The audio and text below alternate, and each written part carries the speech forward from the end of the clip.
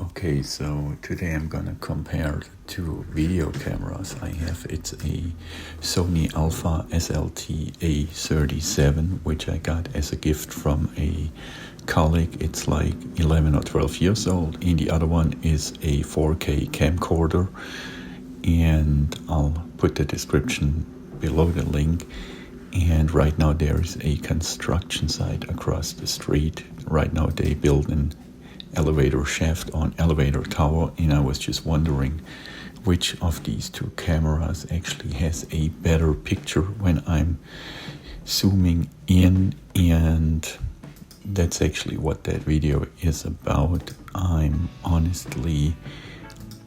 not decided which one is the better one, but I guess I maybe would go with a camcorder, although the Sony Alpha actually has the better lens. But yeah, let me know in the comments what you mean. Thanks for watching.